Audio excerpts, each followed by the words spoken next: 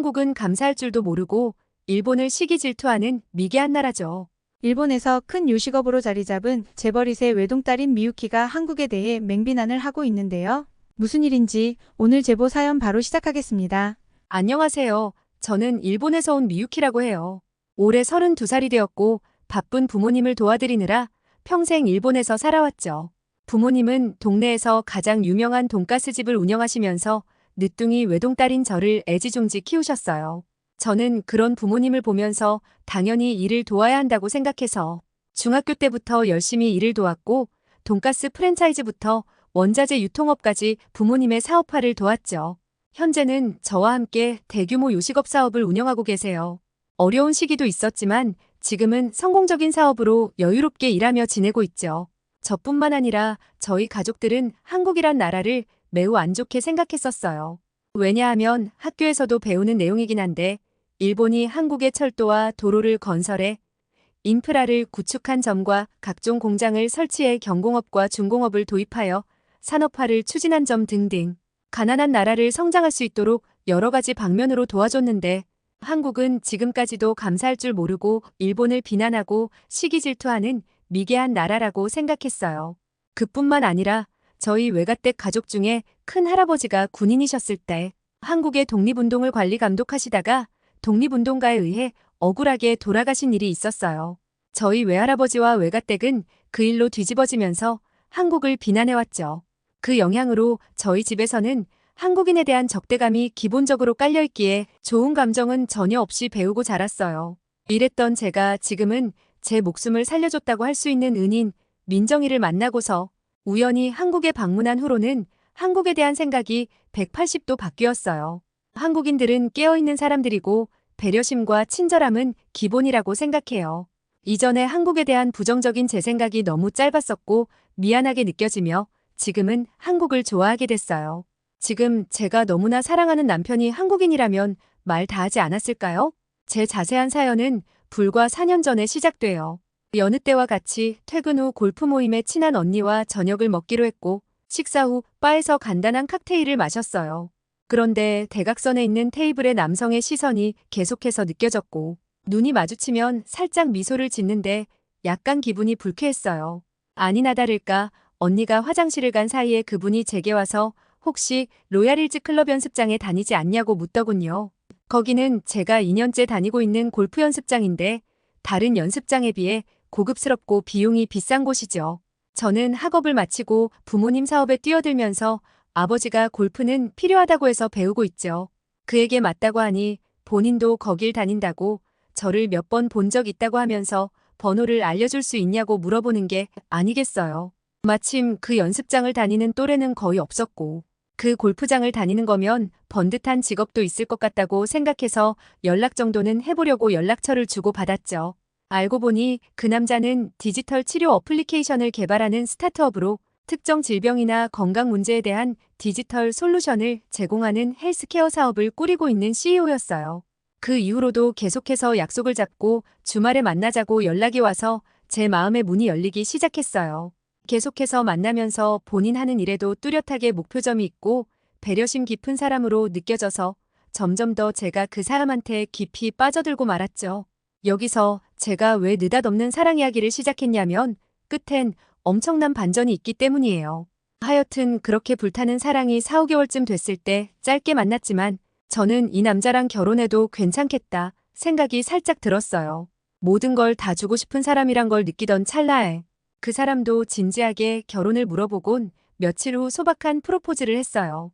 기뻐서 눈물이 나고 3개월 동안 행복하게 결혼 준비를 했어요. 양가 부모님께 인사드리고 웨딩드레스도 입어보고 주변 친구들과 선후배들에게 큰 축하를 받으며 청첩장도 제작했어요. 그렇게 시간이 흘러 결혼을 3주 남기고 저녁을 먹던 날이었어요. 기분 좋게 식사를 마치고 발레 때문에 제가 먼저 차에 탔죠. 그 사람은 업무폰이 따로 있는데 그날따라 업무폰이 차 안에 켜져 있어서 보게 됐어요. 보면 안 되지만 그날따라 이상한 촉으로 핸드폰을 열고 앨범을 봤는데 대략 1, 2년 전에 제 일상사진이 한두 장도 아니고 수없이 찍혀 있는 것 아니겠어요? 저는 너무 충격 먹어서 바로 이게 뭐냐고 따졌고 그 사람은 처음 볼 때부터 반했었고 너무 마음에 들어서 몰래 찍게 되었다고 미안하다고 솔직하게 말을 해주더군요. 저는 사과는 들리지도 않았고 그 순간 이 모든 게 갑자기 거짓말 같고 너무 소름 끼쳐서 일단 침착하고 집으로 빨리 내려달라고 했죠. 집에 도착하자마자 다리가 풀리고 눈물이 났어요. 저는 친한 언니에게 이 사실을 알렸고 언니와 저는 모든 인맥을 동원해서 그 사람을 뒷조사했어요. 알고 보니 그는 사기 전과자에 과거엔 특수강도 혐의로 홋카이도 교도소에서 3년의 징역을 살다 나온 사기꾼이었어요. 친구도 많이 없고 상견례 자리에서는 약간 의심스러운 부분이 몇 가지 있었지만 능수능란하게 넘어갔었죠. 더 충격적인 건 그 사람, 가족, 친구들 모두 알바를 고용한 것이었고 본인 일은 모두 사기친 돈으로 열심히 지어낸 것이었죠. 저는 하늘이 무너졌죠. 그렇게 믿고 모든 걸 주고 싶었던 사람이었는데 행복한 미래를 그렸었는데 하면서 큰 배신감에 2, 3일을 아무것도 못 먹고 울기만 했죠. 저는 연로하신 부모님께 충격을 안겨드리고 싶지 않아서 자세하게는 말씀 못 드리고 그냥 그 사람 집안 사정상 파혼하게 됐다고 죄송하다고 둘러대며 말했어요. 저는 그렇게 부모님께도 숨기고 회사에서는 괜찮은 척 웃으며 생활했고 혼자 마음의 병은 점점 깊어져만 갔죠. 같이 알아봐준 친한 언니한테도 크게 힘든 척 하지 않고 훌훌 털어낸 척 했어요. 언니도 가정이 있고 바쁘니까 짐이 되기 싫었죠. 어느 날은 회사 뒷얘기로 제 이야기가 나오면서 저한테 문제가 있다는 둥 이상한 헛소문도 들리더라고요. 그럴수록 저는 더욱 티 안 나게 애써 웃으며 저를 옥죄었어요. 그러다가 정신적으로 버틸 수 없는 지경에 이르러서 병원에 갔더니 심한 우울증을 판단받았죠. 상태가 안 좋다면서 약 처방과 함께 충분한 휴식이 필요하다고 해서 부모님께 잠시 치료를 위해 당분간 쉬겠다고 양해를 구했어요. 며칠 후 집에서 하루 종일 있다가 저녁약을 먹고 해질녘에 공원에 나왔는데 혼자서 영상을 찍고 있는 여자가 제게 다가왔어요. 유튜버라면서 저에게 말을 걸었고 일상 브이로그를 찍으면서 간단한 인터뷰도 찍는다고 하더군요. 저는 성가시고 귀찮았지만 제 상태를 모르고 편견 없이 순수하게 웃으며 다가온 밝은 에너지에 나도 모르게 반응했고 간단한 생활 인터뷰를 응해줬죠. 그리곤 카메라를 끄고선 너무 감사하다고 인사를 하면서 일본 현지인들이 인터뷰를 잘 안 해준다고 하더라고요. 알고 보니 한국인 유튜버였고 이름은 민정이었어요. 귀티나는 외모에 일본어를 너무 잘하고 예의도 바르길래 한국인이라고는 절대 생각하지 못했는데 엄청 놀랐어요. 가난하고 후진국인 한국에 선입견이 있었기에 한국인인 걸 알았다면 인터뷰에 응하지 않았을 거예요. 한국인인 걸 알고 바로 내키지 않아서 그만 말을 끊고 일어나려고 하는데 혹시 최근에 안 좋은 일이나 우울증을 겪은 적 있냐고 물어보더라고요. 제가 최근 마음고생을 하고선 제 아픔을 먼저 물어봐주고 걱정해주는 사람은 거의 처음이었어요. 그게 무슨 소리냐고 되물었는데 제 눈빛이 괜찮은 척하지만 힘듦과 슬픔이 보인다고 말하더라고요. 저는 순간 눈물이 왈칵 쏟아져 나왔고 생전 처음 보는 한국인 여자 앞에서 오열을 하고 말았어요. 민정이는 아무 말 없이 저를 꼭 안아주고 토닥여줬어요. 정말 한참을 울었고 아무것도 묻지 않고 휴지를 내밀더라고요. 울음이 그칠 때쯤 편의점에 가자길래 이동했고 음료를 사오면서 본인 얘기를 하더군요. 본인도 7년 전에 엄마가 돌아가시고 자살 시도도 몇 번 해볼 정도로 심한 우울증으로 2년을 고생했다고 하면서 그 심정을 이해한다고 했어요. 하지만 지금은 완벽하게 심리 상태를 인지하고 조절하게 됐다면서 위로해줬고 본인의 실제 사례들이랑 치료했던 과정을 차근히 설명해줬죠. 그리고 새로운 분야를 공부하면서 심리를 치료하는 과정에서 일본어를 선택해 제대로 배웠고 이렇게 유창한 일본어를 구사한다고 해요. 처음 만나는 타국 사람에게 선뜻 얘기하기 곤란했을 텐데 적극적으로 저에게 조언해줬죠. 그 따스한 마음에 감동했는지 저도 모르게 이전에 충격적인 제 사정을 1시간 정도 털어놨어요. 뭔가 의지가 됐고 정신과 의사한테 말하는 것보다 홀가분하며 마음의 위안이 됐죠. 이땐 한국에 대한 적대감이 조금은 줄어들었어요. 민정이는 일본에 3일 정도 더 있을 예정이라고 그 안에 다시 볼 생각이 있으면 편하게 연락달라면서 연락처를 줬어요. 제가 부담 갖지 않도록 배려하는 마음이 느껴졌죠. 저희 회사 사람들은 위로는커녕 뒤에서 욕을 하고 다녔는데 한국인의 친절함에 감동했어요. 그렇게 만나자마자 2시간 만에 마음이 좀 홀가분한 상태로 연락처를 받고 헤어졌어요. 다음 날은 민정이의 조언대로 규칙적인 운동을 정하고 그 다음 날은 처음 해보는 창의적인 활동을 새롭게 도전해봤죠. 확실히 마음이 놓였는지 밤에 잠은 잘 오더군요. 그래서 민정이가 떠나기 전날에 고민을 하다가 연락을 했고 저희는 저녁을 먹기로 했어요. 민정이는 제 목소리가 이전보다 나아진 것 같다고 다행이라면서 약속을 잡았죠. 민정이와 만나는 두 번째 식사 또한 저도 모르게 마음이 편해지는 시간이었어요. 공감이 가는 부분도 많을 뿐더러 왠지 모르게 대화 코드도 맞게 느껴졌죠. 민정이가 제 상태를 많이 이해하니깐 배려해주는 느낌도 많이 들었고 식당 직원에게 대하는 태도들도 너무 착하고 예의 발라서 놀랬어요. 한국인들에 대한 부정적인 선입견들이 많이 없어지는 첫 계기가 됐죠. 그래서 저는 솔직하게 한국에 대한 안 좋은 생각들을 민정이에게 털어놨고 실제로 만나보고 대화해보니 기본적인 예의부터 너무 다르고 한국에 대한 생각이 바뀌었다고 말했어요. 그랬더니 한국에서는 어렸을 때부터 우더른께 예의 있게 대하고 인사성밟게 가르친다면서 동방예의지국이라고 알려줬어요. 한국은 못 배운 불쌍한 나라라고 생각했는데 민정이의 말에 오해인가 싶었죠. 저희는 술도 안 마셨는데 헤어지는 게 아쉬울 정도로 급격하게 친해졌고 민정이가 한국에 대한 오해를 풀어주고 싶다면서 투어시켜주겠다고 저만 괜찮으면 조만간 한국에 놀러오지 않겠냐 물어보더라고요. 제 상황을 누구보다 잘 아는 친구이기도 하고 민정이의 말에 한국이 조금씩 궁금해지기도 해서 저는 알겠다고 했죠. 회사도 쉬는 중이어서 마음 편히 다녀올 순 있다고 생각해서 그 다음 주에 출국을 했어요. 물론 부모님께는 일본 조용한 시골로 여행 다녀온다고 했죠. 약을 복용하고 있는 심리적인 상태도 그렇고 비행기를 타면서까지도 별 기대는 없었어요. 딱히 후진국이라는 인식이 커서 한국에 대한 큰 기대도 없고 오로지 민정이만 보고 비행기에 올라탔죠. 그런데 공항에 도착해서는 입이 떡 벌어졌어요. 협소하고 허름한 공항일 것이라는 제 생각과는 달리 일본의 큰 공항과는 비교가 안 될 정도로 규모가 웅장했고 깔끔했어요. 공항에 도착해서는 승무원들이 일일이 수속을 진행하는 것이 아닌 최첨단 기술이 탑재된 기계가 대신해서 빠르고 정확하게 수속을 밟고 있더군요. 다른 여행지나 일본만 해도 입출국 절차에 시간을 보내는 게 지루하고 힘들었는데 제가 경험한 것 중에 제일 빠르게 심사장을 빠져나왔고 그보다 놀라운 건 한국인들이 생각했던 꾀죄죄한 모습이 아닌 깔끔하고 용모단정한 모습에 놀랐어요. 심각한 제 착각이었죠. 민정이는 유튜버답게 카메라를 켜고 인천공항까지 저를 데리러 왔고 서울로 이동하며 말로만 듣던 한강을 건넜어요. 똥물일 줄만 알았던 한강은 굉장히 넓고 유유자적하게 물이 흐르는 모습이 장관이었어요. 서울 한 도심이지만 크게 길이 막히지 않았고 차가 웬만한 길은 쌩쌩 달려왔어요. 어쩜 이렇게 교통이 원만하냐고 물었는데 한강을 기준으로 올림픽대교와 강변북로는 서울의 주요 교통 인프라로 서울의 끝과 끝을 이어주는 길이라고 해요. 도쿄만 해도 차가 많아지면 꽉 막히고 신호등이 많아서 굉장히 오랜 시간이 소요되는데 한국의 도로의 교통 시스템과 고효율성에 감탄했어요. 넓은 차선으로 신호등을 최소화해서 서울의 교통 흐름을 원활하게 설계된 부분이 멋있게 느껴졌어요. 그렇게 서울의 민정이 집에 도착했고 민정이는 누가 봐도 고급스러운 고층 아파트에서 살고 있더군요. 서울은 고층의 기업 건물들과 어우러져서 멋진 도시를 구성하고 있었고 허름한 저층 아파트만 있을 줄 알았던 제 생각과는 너무 다른 모습이었죠. 얼핏 경제도상국이란 말을 들었지만 말도 안 된다고 무시했는데 이날은 인정할 수밖에 없던 날이었죠. 먼저 한국에 오느라 고생했다고 민정이가 첫 번째 식사를 대접한다고 한식당으로 이동했어요. 제가 예전에 본 기와집으로 된 식당인데 기억에 있는 허름한 집이 아닌 고급스럽고 세련된 인테리어의 한식당이었어요.